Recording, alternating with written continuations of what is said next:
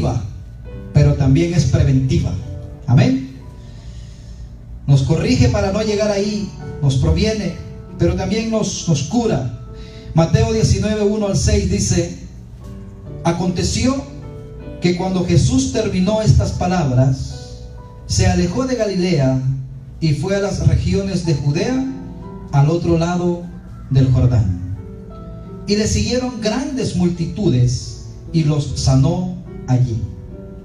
Entonces vinieron a él los fariseos tentándole y diciéndole: ¿es lícito al hombre repudiar a su mujer por cualquier causa? O sea, divorciarse. Él respondiendo les dijo: ¿no habéis leído que el que los hizo al principio, varón y hembra los hizo? Y dijo: por esto el hombre dejará padre y madre y se unirá a su mujer, y los dos serán una sola carne. Así que no son ya más dos, sino una sola carne. Por tanto, lo que Dios juntó, no lo separe el hombre. Padre de la gloria, te adoramos, Señor, en esta mañana. Te pedimos, Padre, que nos hables a través de tu palabra, por medio de tu Espíritu Santo.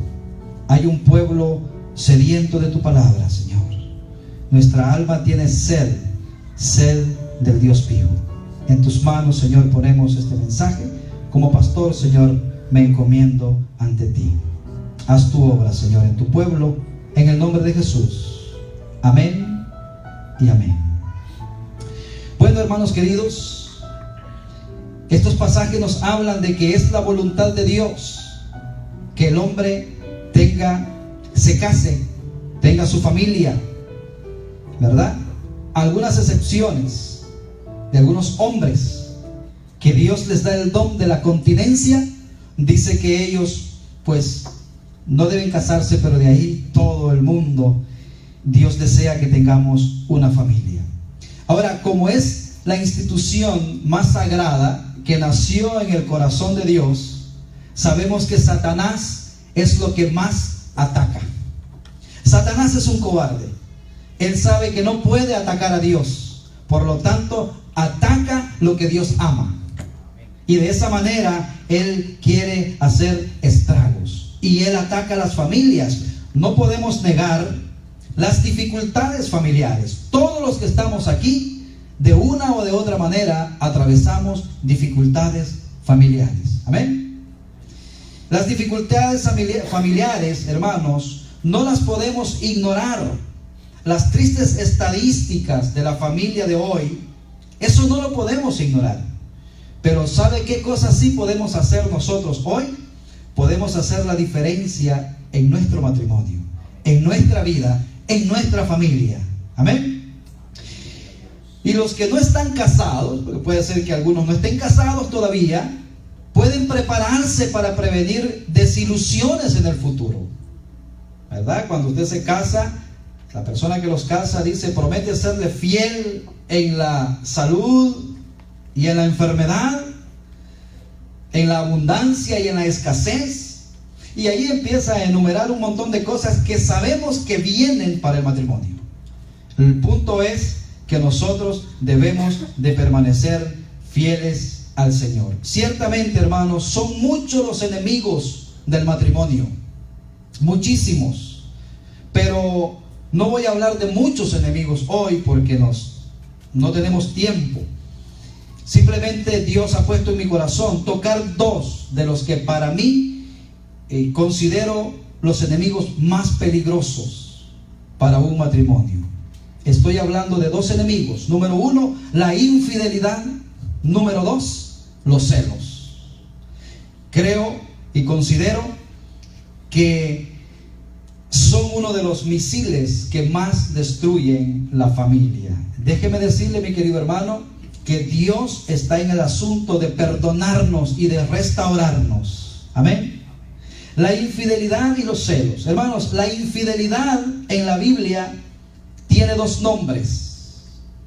Un nombre se llama adulterio y el otro nombre se llama fornicación. Uno es cuando alguien casado tiene relaciones con un tercero o una tercera, y otro es cuando alguien soltero tiene relación. Eso es fornicación. Lo primero es adulterio, lo segundo es fornicación. Adulterio, hermanos, es en el caso de los casados, ya dijimos, ¿verdad? Ahora, hay algo muy interesante acá. El adulterio, hermanos, es una acción destructora. Sabemos eso, ¿verdad?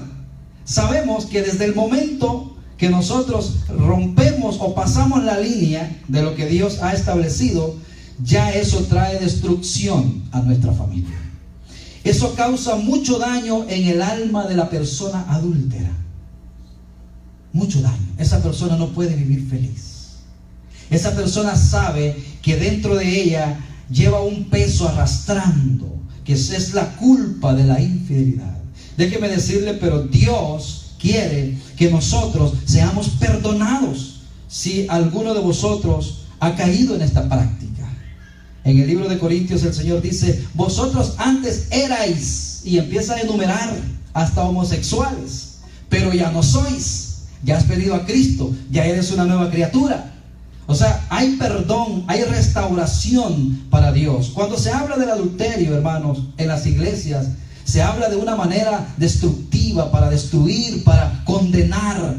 Déjeme decirle, el adulterio con la mentira es el mismo pecado ante Dios. Lo único que las consecuencias son diferentes, son distintas. Pero Dios puede perdonarnos. No hay pecado del que Dios no nos pueda perdonar.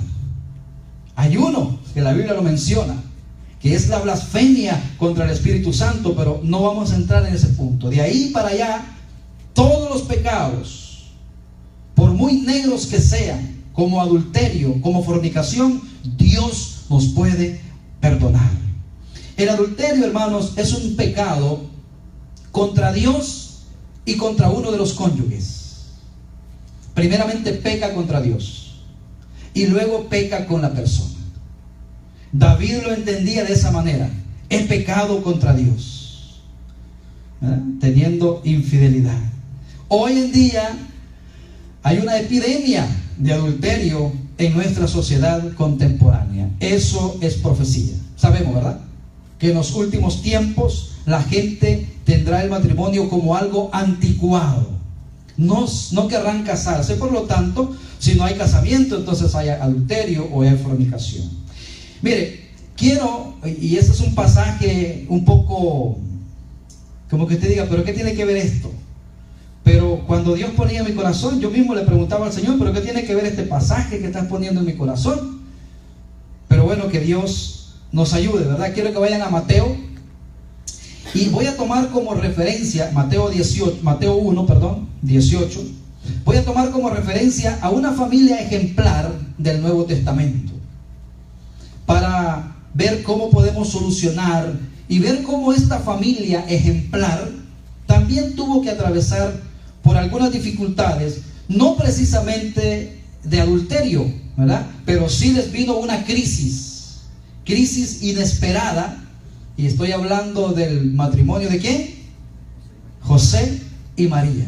Obviamente ellos no atravesaron el problema del adulterio, pero vino algo inesperado, vino una crisis en la familia, donde si no hubiera habido sabiduría y no hubiera habido una guianza del Espíritu Santo, ese matrimonio se hubiera destruido, porque sucedió algo extraño en esta pareja. José demostró con su ejemplo de cómo solucionar un problema semejante. Dice Mateo 1, 18 al 19. El nacimiento de Jesucristo fue así: estando desposada, es decir, comprometida, María, su madre, con José, antes que se juntasen, se halló. Es muy importante esta palabra, hermanos: se halló. Eso quiere decir, se encontró de pronto, de repente, de un momento a otro, se halló que había concebido del Espíritu Santo. Hermanos, vamos a ponernos en los pies de esta familia. Imagínense una pareja de novios que se amen, que están comprometidos, que se respetan, que saben que entre ellos son más que novios, no son más. No son marido y mujer todavía. De pronto viene la mujer y le dice, ¿sabes qué? Estoy embarazada. Piense en usted. Y usted sabe que usted no ha tenido nada que ver con esa persona, que es lo primero que va a venir a su mente. Me traicionaste, me fuiste infiel, algo pasó acá. Mire, para nosotros esta historia es una historia normal. ¿Sabe por qué? Porque conocemos el principio y conocemos el final. Pero José no sabía nada de esto. Hermanos, en la cultura hebrea había dos periodos en cuanto al matrimonio. Lo primero era el desposorio. El desposorio era, y algo muy importante de recalcar en la cultura hebrea, era que las muchachitas a partir de los 13 años ya se comprometían con su novio. El novio debería tener 17 años más o menos. Cuando ellos se comprometían, era un pacto entre la familia y entre ellos. La muchachita seguía viviendo en su casa y el esposo vivía con sus padres, pero preparándose, porque al año venía el esposo y entonces se consumaba el matrimonio y ya podían vivir juntos. Pero en ese año ellos no podían tener contacto físico. Ahora, en ese periodo de tiempo es que se halló, y esa palabra me llama la atención, se halló, se encontró de pronto María, de repente, de un momento a otro, que Dios decide usar a esta muchacha. Hubiera podido usar cualquier otra, porque Dios necesitaba un vientre humano para que Jesús, para que la profecía, para que el Mesías, para que Dios con nosotros pudiera hacer su aparición en la tierra. Y escogió a María. Digo, pudo haber escogido a cualquier otra mujer virgen de aquellos tiempos. Pero parece que María era una muchacha ejemplar. Parece que María era una muchacha noble, humilde. Y el Señor dijo, ella puede ser. O sea, de quien menos se podía sospechar era de María. Y ya, como lo digo, nosotros lo sabemos. Pero para José era algo nuevo. Mire, me llama la atención estudiando estos pasajes que el ángel no le dice a José primero, porque hubiera podido solucionar el problema, ¿verdad? Decirle, mira José, quiero hablar contigo primero, ¿verdad? Tú eres el esposo, tú eres la cabeza del hogar, y quiero decirte que pienso hacer esto. No te vayas a asombrar, ¿verdad? María va a salir embarazada, pero eso va a ser obra del Espíritu Santo. Ya para cuando eso suceda, tú estás apercibido. No fue así.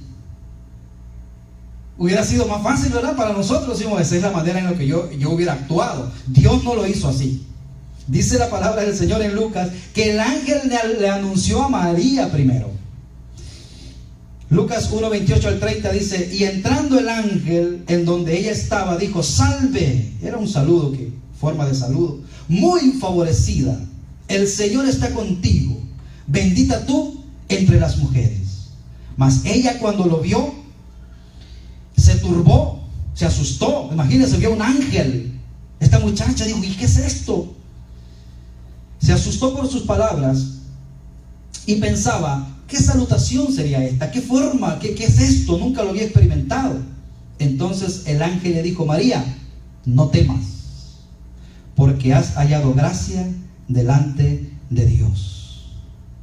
Y dice, y el poder del Altísimo te cubrirá, ¿verdad? Y el santo ser que nacerá será llamado Jesús, Hijo de Dios. Y ahí le empieza a dar a ella las especificaciones. Pero José no sabía nada de esto.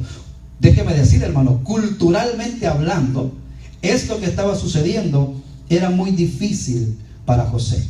Vamos a volver a Mateo. Vuelve a Mateo 1:18.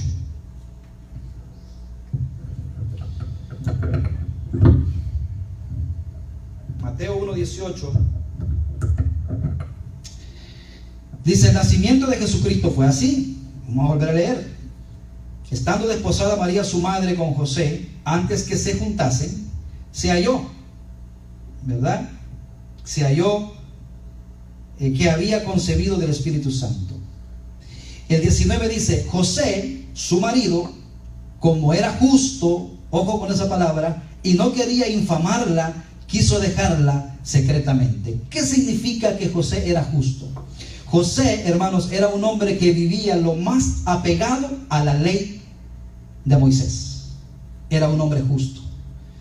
No era un hombre perfecto, pero sí era un hombre justo. Era un hombre que conocía la ley. Imagínense lo que pasaba en la mente de José, diciendo: ¿qué hay que hacer según la ley en estos casos?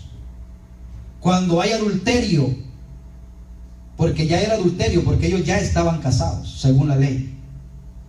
Algo que podemos aprender de José, porque le voy a decir una cosa, hay veces nuestra mente nos engaña, y de eso vamos a hablar más adelante, porque el segundo enemigo del matrimonio se llaman los celos, y de eso vamos a hablar después.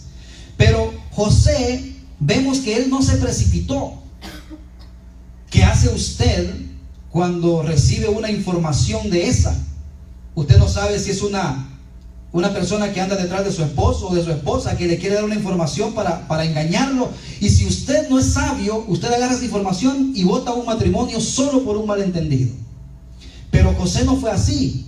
José no era precipitado, que es lo que nosotros, ¿verdad? Andamos cazando cualquier información y pensamos que ya nos hizo infiel. ¿Dónde estás? ¿Por qué no vienes a esta hora? ¿Dónde estás? ¿Con quién estás? Y la mente empieza a molestarnos y vamos creando monstruos que no existen. Pero de eso vamos a hablar después, de los celos. José no era precipitado, no era reaccionario, no reaccionaba con la acción, era calmado, era tranquilo. Eso es bien importante, hermano, que como hijos de Dios aprendamos. Escogió ser pensativo, analizó la situación, y lo vamos a ver más adelante. José no era rencoroso. Hay muchos matrimonios que se han terminado por una confusión. ¿Ha sabido usted de alguno de esos? Por una confusión.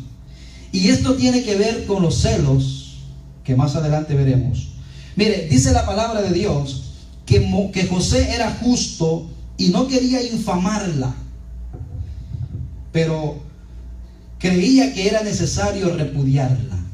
O sea, ¿sabe lo que? Porque dice que estaba pensando dejarla secretamente. Lo que José no quería era avergonzar a María en público, porque la amaba, pero sí sabía que tenía que irse, que tenía que dejarla, que tenía que divorciarse. ¿Sabe por qué, verdad? Porque él sabía que ese niño no era de él. Eso es tremendo. Él sabía que ese niño no era de él. Como digo, vuelvo y repito, nosotros conocemos la historia, él no la conocía en ese momento. Y esta, hermanos, es una de las primeras pruebas de que Jesús nació de una virgen, porque esa es la profecía. José dice: yo nunca la he tocado. También María lo comprobó cuando dijo al ángel: ¿cómo será esto? Pues no conozco varón. ¿Cómo será? Y ahí es donde el ángel le dice: bueno, el poder del Altísimo te cubrirá. ¿Quién embarazó? Vamos a usar este punto. A María fue Dios.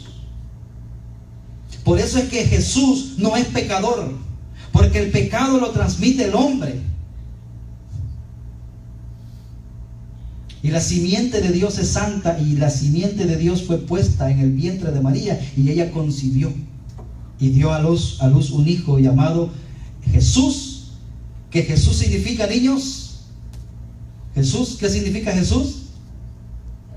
Salvación, porque Él salvará a su pueblo de sus pecados. Dice la palabra del Señor que José quiso dejarla, quiso repudiarla, quiso divorciarse de ella secretamente. Mire, para José era fácil, ¿verdad? Solo tenía que poner la carta de divorcio en las manos de María, en la presencia de los testigos, según la ley lo especifica.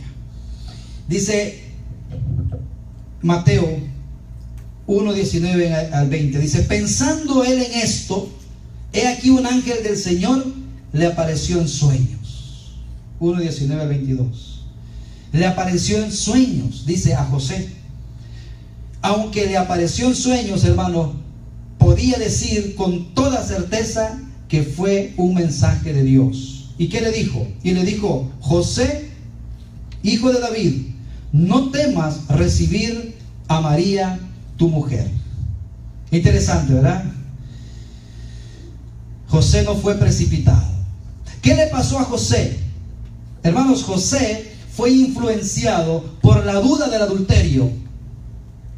Imagínense que hoy mismo una muchacha le diga eso a su novio, le diga, no, fue Dios, fue el Espíritu Santo. Sí, ¿verdad? Así era también para José. Cuando viene María le dice, no, esto no es lo que tú piensas, José. Estoy embarazada, pero porque le digo, fue un embarazo normal, era un niño normal que crecía como todos nosotros. Pero no, José, no es como lo que tú piensas. Dice José, pero ¿de qué otra manera?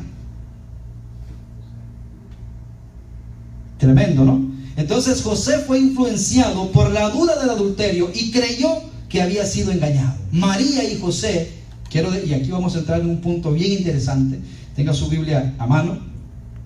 María y José vivieron en una época donde el adulterio y la fornicación se pagaba ¿con qué? Con la muerte. El adúltero y la adúltera indefectiblemente tenían que morir. ¿Cómo estaría la población mundial hoy si todavía estaría esa ley?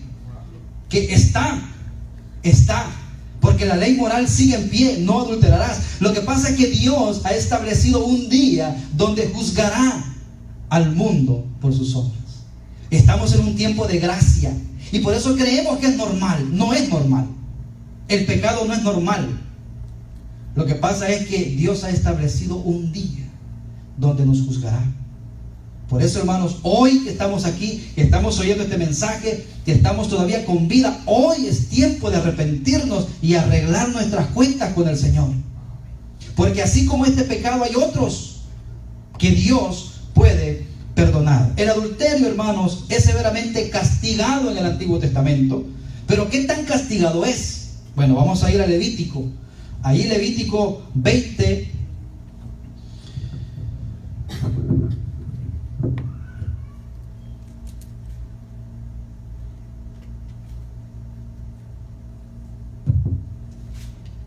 Del 10, dice 10: si un hombre cometiere adulterio con la mujer de su prójimo, y ponga atención en esto, el adúltero y la adúltera indefectiblemente serán muertos. ¿Quiénes deberían de morir? El adúltero y la adúltera. Y dice indefectiblemente. Indefectible quiere decir que tiene que ocurrir de manera necesaria. Algo que es indefectible, hermanos, es que el sol sale todos los días por el este. Eso es indefectible. El sol nunca puede salir por acá. Así es la pena para el adulterio. Indefectiblemente tiene que morir. Mire, las leyes ceremoniales, queridos hermanos, cesaron con el sacrificio de Cristo. Pero las leyes morales siguen en pie. No cometerás adulterio es una ley moral. Sigue en pie. Éxodo 20:14. Ahora, ¿quiénes son los que morían según el pasaje? Quiero que lo repita. El adúltero y la adúltera. Pero Jesús fue probado. Y los escribas y los fariseos probaron a Cristo en este punto. Quiero que preste mucha atención y vaya a Juan 8. Que vamos a correr en algunos pasajes. Acuérdense, hermano, que los escribas y los fariseos eran conocedores de la ley y querían agarrar a Cristo, querían tentarlo, querían agarrarlo en algún punto. Y vamos a ver si usted es capaz de descifrar aquí la trampa de estos hombres. Vamos a leer Juan 8, 3 al 5. Entonces los escribas y los fariseos le trajeron una mujer sorprendida en adulterio. ¿A quién le trajeron? A una mujer. ¿Una mujer puede adulterar sola? Necesita un adúltero, ¿verdad? Le trajeron a una mujer sorprendida en adulterio y poniéndola en medio, note pues que ellos le querían hacer una trampa a Jesús. Le dijeron: Maestro, esta mujer ha sido sorprendida en el acto mismo del adulterio. Y en la ley de Moisés nos mandó Moisés apedrear a tales mujeres. Tú pues, ¿qué dices? ¿Detectó la trampa? ¿Sabe dónde está la trampa, verdad? Ellos le están diciendo, Moisés nos mandó a apedrear a la adúltera. ¿Eso fue lo que mandó Moisés? ¿Sí o no? No. Moisés mandó a apedrear al adúltero y a la adúltera. Allí estaba la trampa. Ellos sabían.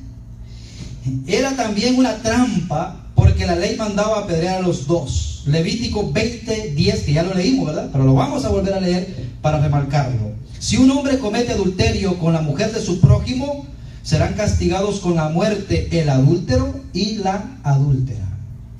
Ahora, ¿qué pasa si una virgen es violada? ¿Qué pasa si una muchacha virgen, por ejemplo María, en su año que estaba desposada, era atacada por un hombre en la calle y la tiraba al monte y la violaba? ¿Qué pasaba con eso?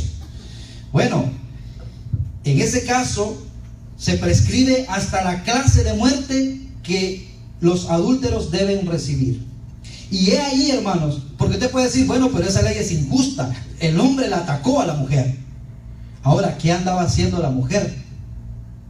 Y he ahí que la mujer debe de ser una mujer honesta, honrada, que no debe de andar sola por la calle. Porque miren lo que dice aquí Deuteronomio 22:23. Si usted puede ir rápido ahí, me gustaría para que lo compruebe.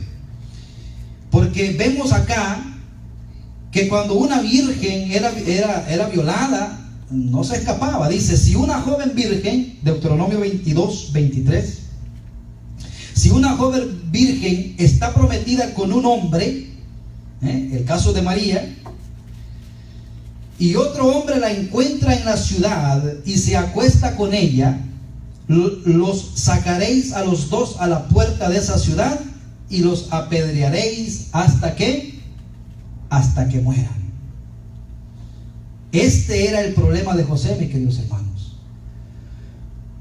José no quería que la gente no iba a creer tan fácilmente en que eso era de parte de Dios. Con que no creyeron en Cristo cuando vieron sus obras, iban a creer que era el Mesías que nacía en ese vientre. No iban a creer, y a María la iban a apedrear. Y José amaba a María. Por eso dice, se pone a pensar en el dilema en que se encontró José. Este era el problema de José. Lo que empeoraba la situación era que José amaba a María. Y qué tremendo cómo Dios escogió a esa pareja, ¿verdad? José, su marido, dice el 19 de Mateo, como era justo, no quería infamarla, quiso dejarla secretamente. ¿Sabe lo que pasaba también, verdad, para José? José se iba a ir como un bandolero que rompió la ley, que violó a María sin esperar al año para ser oficialmente marido y mujer. O sea que él se la jugó también. En eso estaba en su mente cómo resolver este problema. Qué tremendo, ¿verdad? Hermanos, vemos nosotros que José pudo evitar muchas desgracias porque él fue una persona que esperó en Dios. Todo problema, toda circunstancia, y déjeme decir, hermanos, por culpa del pecado, podemos atravesar por esta situación. Nadie puede decir, yo voy a tirar la primera piedra, porque ahora Dios quiere que no atravesemos esa situación. Pero Dios perdona el pecado del adulterio. Y ya para ir aterrizando en este punto, yo quiero que usted vaya a 1 de Samuel 2:2, o yo se lo leo rápido, del 1 al 15, no lo voy a leer todo, solo quiero leerle la historia. ¿Se acuerdan que David adulteró? Y no solamente adulteró, sino que David asesinó al esposo de la mujer con quien adulteró. Ahora usted puede decir, ¿este hombre tiene perdón de Dios? ¿Hay perdón para el adulterio? ¿Sí o no? Sí, por supuesto que sí. También para las personas que han asesinado a alguien, hay perdón de parte de Dios. Dice la palabra del Señor que Dios preparó a un profeta llamado Natán.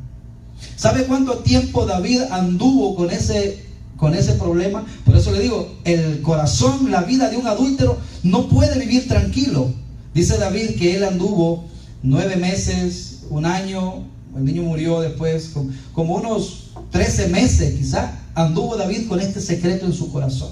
Más adelante él escribe: mientras callé, se envejecían mis huesos. Cuando usted anda una situación de esa, hermano, en medio, usted tiene que buscar una manera de salir de ahí. Tiene que buscar una manera de pedir perdón, de ser limpiado. Porque David decía: mientras yo callé y todo el mundo me veía aparentemente bien, mis huesos se iban consumiendo. ¿Sabe lo que hizo Dios? Dios trajo a Natán. Y Natán le cuenta una historia a David. Porque, hermano, David era el rey. Y ser confrontado ante esta situación, David tenía 2 opciones: como rey, abusar de su poder y cortarle la cabeza a Natán. Pero como era un hombre conforme al corazón de Dios, cuando fue amonestado, reconoció. Dice la palabra de Dios, y me imagino a Natán temblando. ¿Cómo confronto al hombre de Dios? Y vino Natán y le contó una historia. Y le dice: rey, ¿me permites contarte una historia? Le dice: pues, está buena la tarde, cuéntamela. Bueno, no dice así, ¿no? Pero se ve que le contó la historia. Y le dice: fíjate que había un hombre que tenía muchas corderitas. Y de pronto le vino, y había otro hombre al lado que tenía una sola corderita. Y esa corderita la quería como a su hija. Imagino que hasta dormía con ella, una corderita. ¿Y sabe lo que hizo este hombre que tenía tantas corderitas? Cuando le vino visita, él fue y le quitó la única corderita al hombre y la hizo un guiso para la visita. ¿Sabe lo? Ahí salió el celo de David. Y dijo: ese hombre debe de pagar 4 veces lo que hizo. Él mismo se dio la sentencia, porque le dijo el profeta: pues ese hombre, mi querido rey, eres tú. Porque tú, siendo el rey, fuiste y le quitaste a Urías, su única mujer. Y no solamente eso, mandaste a matar a Urías. ¿Qué dijo él? De ahí sale, hermanos, el Salmo 51. Ten piedad de mí, borra mis rebeliones, crea en mí un espíritu recto. De ahí viene, hermanos, y Dios restauró a David, un hombre conforme al corazón de Dios. ¿Usted cree que Dios no lo puede restaurar a usted?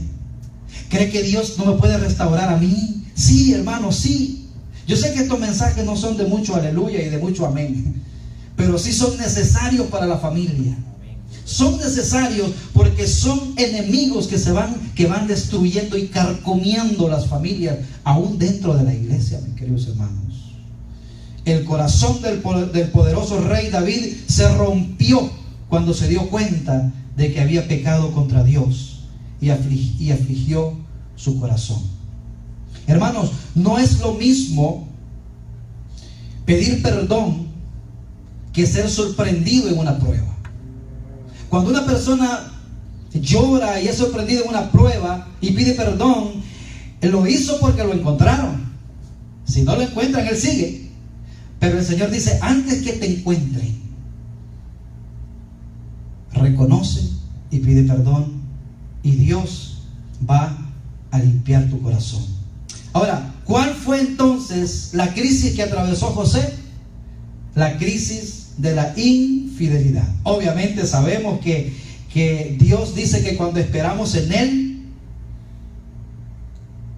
esperemos en Él, estar quietos y reconocer que yo soy Dios. Cuando esperamos en Dios, Dios trae una respuesta satisfactoria a nuestra vida.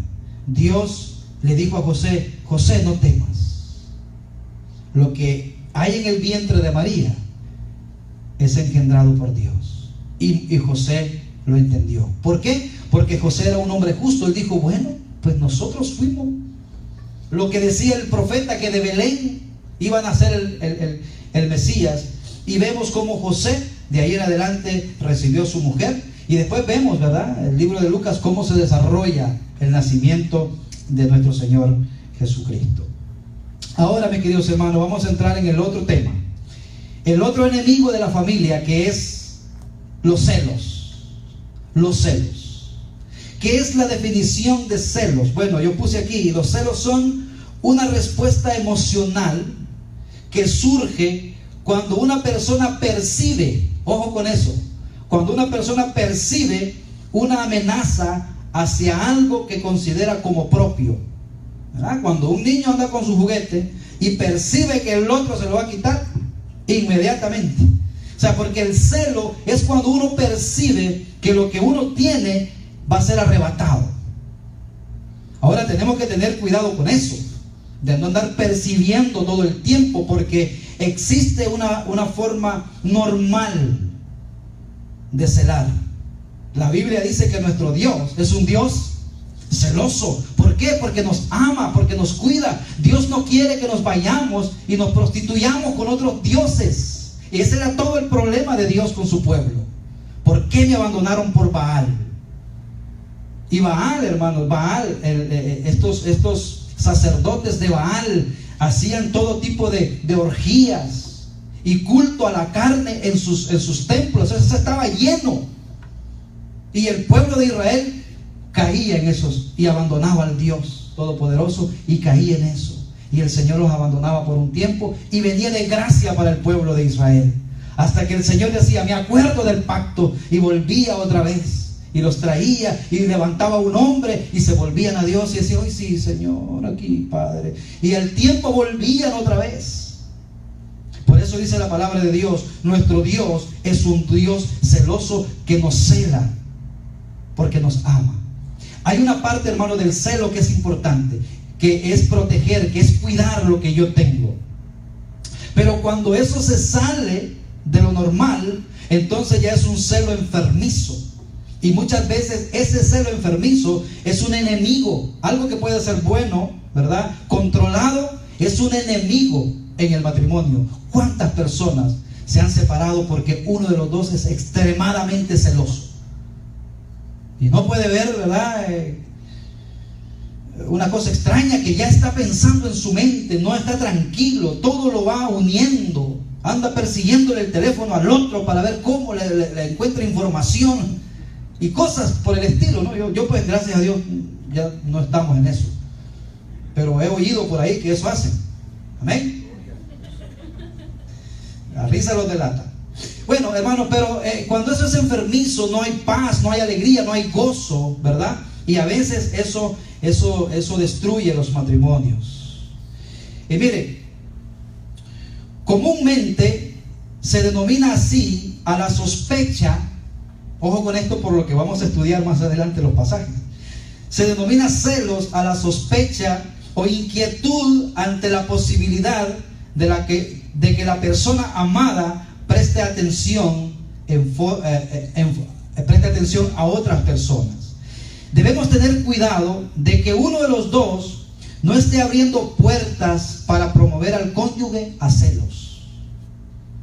Usted sabe que uno de los dos es más amigable que el otro. Y a veces, al ver que la persona es muy amigable, es sociable, la otra persona puede decir, yo creo que ella se está pasando. Yo creo que ella o él le está coqueteando. Allá en el campamento hubo una pregunta de esas. ¿Qué hacer, verdad? Cuando mi esposo halaga a todas las mujeres que mira, ¿qué hago? Tremendo eso. Y el hombre por ahí salió rápido. ¿Quién era? Y digo, no, pero yo así soy, ¿verdad? Y no hay ningún problema. Hermanos, pero tenemos que tener cuidado que nuestra actitud no provoque celo en la otra persona. Tenemos que ser sabios. Por eso hablábamos el domingo pasado, cazar las zorras pequeñas. ¿Te molesta esto? Sí. Con mi esposa hemos llegado a tocar puntos que a veces yo ni siquiera pensando, y ella ya va por otro lado, yo le digo, ¿de verdad eso estaba pensando? Pues mira, ya no lo voy a hacer, porque sin intención lo hice, pero si te molesta, y esto va abriendo puertas para celos, porque la puerta ahí entra y empieza a crecer un montón de cosas. Muchos matrimonios se han separado por problemas imaginarios de uno de los dos. La puerta de los celos pueden ser abiertas de manera consciente o inconsciente. Usted a veces inconscientemente puede hacer algo que le provoca celos a su esposo o a su esposa. Bueno, En el Antiguo Testamento había una manera de esclarecer la duda de los celos. Esto es interesante que yo encontré aquí en la palabra de Dios. O sea, si un hombre en el Antiguo Testamento, ¿qué hacía? Si él pensaba y decía, yo creo que mi mujer me es infiel, ¿qué hago? Bueno, hermanos, en la ley, en la palabra de Dios, hay un pasaje, quiero que vayamos a Números. Números 5, es bastante lo que vamos a leer, pero es importante para poder entender qué pasaba. Este hombre sospechaba de su esposa. Números 5, 14. Números 5, 14, dice la palabra del Señor: si viniere sobre él espíritu de celos, y tuviere celos de su mujer, habiéndose ella amancillado, o sea, habiendo manchado el matrimonio, si en verdad era así, o viniere sobre él espíritu de celos, y tuviere celos de su mujer, no habiéndose ella amancillado, o sea, era una sospecha nada más. Entonces, el 15, el marido traerá a su mujer al sacerdote, y con ella traerá su ofrenda, la 10ª parte de un efa de harina de cebada. No echará sobre ella aceite, ni pondrá sobre ella incienso, porque es ofrenda de celos, ofrenda recordativa que trae a la memoria el pecado. Y el sacerdote, esto es lo que va a pasar, la va a llevar ahí, y el sacerdote hará que ella se acerque y se ponga delante de Jehová. Luego tomará el sacerdote del agua santa un vaso de barro, tomará también el sacerdote del polvo que hubiera en el suelo del tabernáculo y lo echará en el agua. Y hará el sacerdote estar en pie a la mujer delante de Jehová, y descubrirá la cabeza de la mujer, y pondrá sobre sus manos la ofrenda recordativa, o sea, la mujer la tendrá, que es la ofrenda de celos, y el sacerdote tendrá en la mano las aguas amargas que acarrean maldición. El sacerdote la conjurará y le dirá, ojo con esto: si ninguno ha dormido contigo y no te has apartado de tu marido a inmundicia, libre seas de estas aguas amargas que traen maldición. O sea, te la vas a tomar, y si no pasa nada contigo, pues eres libre. Mas si te has descarriado de tu marido y te has amancillado, y ha cohabitado contigo alguno fuera de tu marido, el sacerdote conjurará a la mujer con juramento de maldición, y dirá a la mujer: Jehová te haga maldición y execración en medio de tu pueblo, haciendo Jehová que tu muslo caiga y que tu vientre se hinche.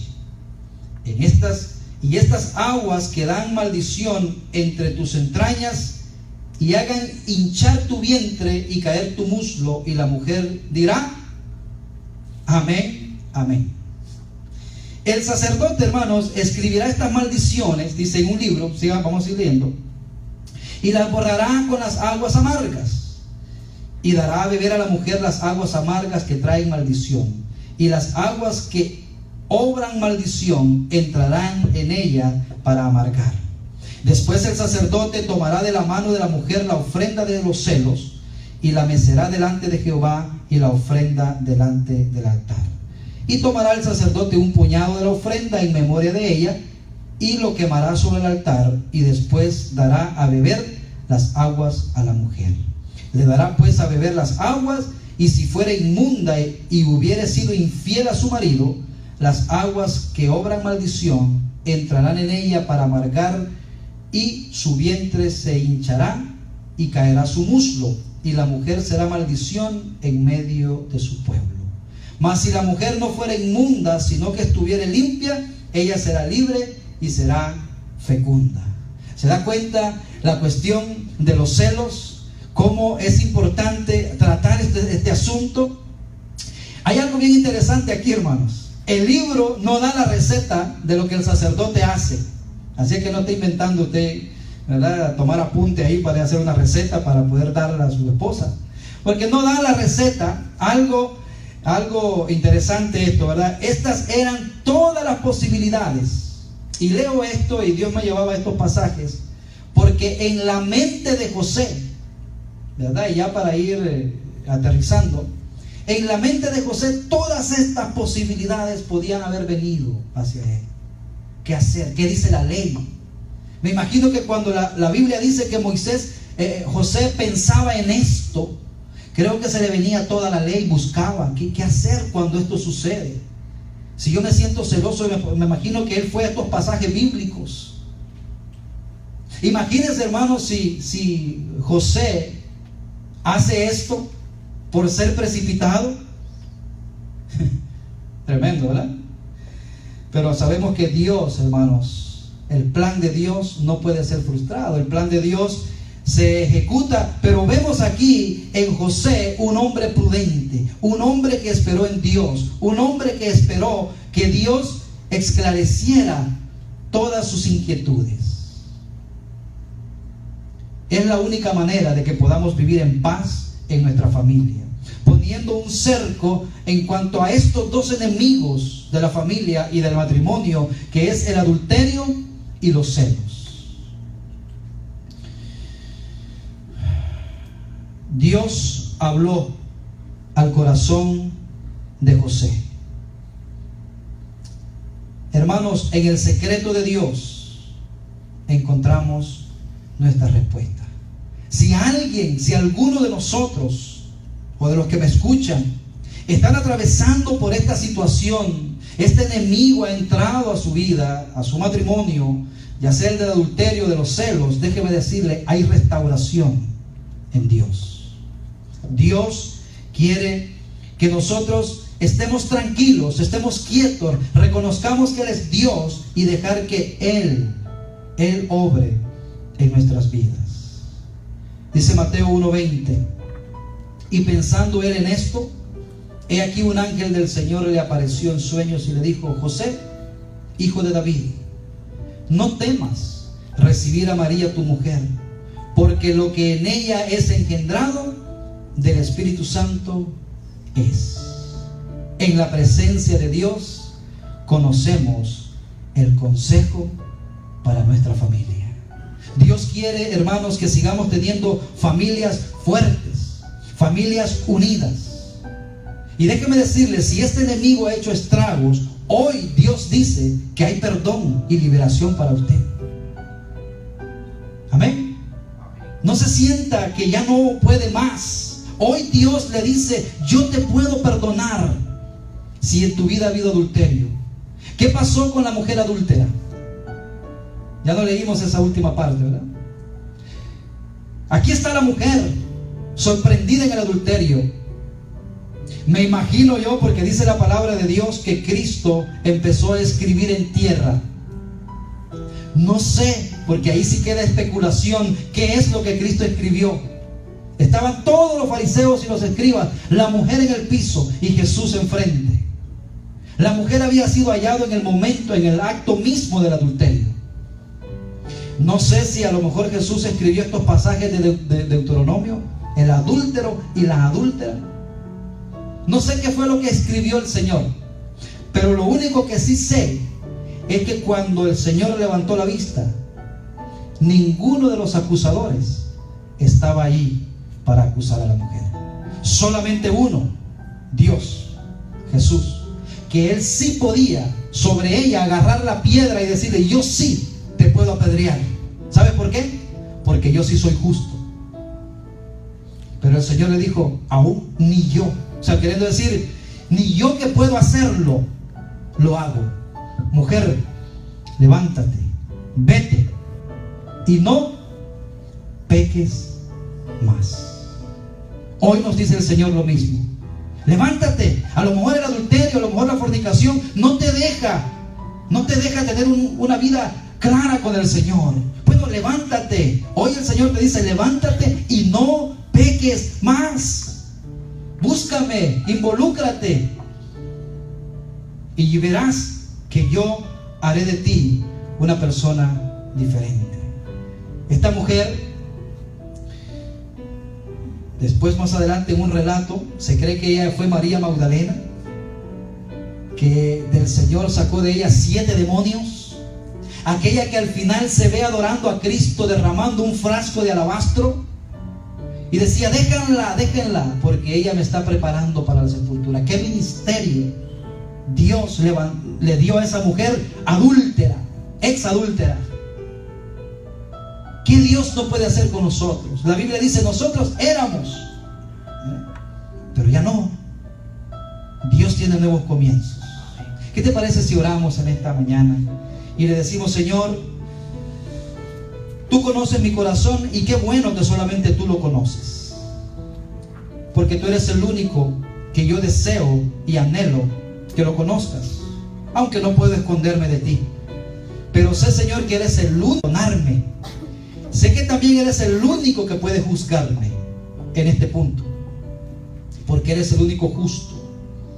Pero hoy, Señor, tú me dices: levántate, tus pecados te son perdonados, vete y no peques más.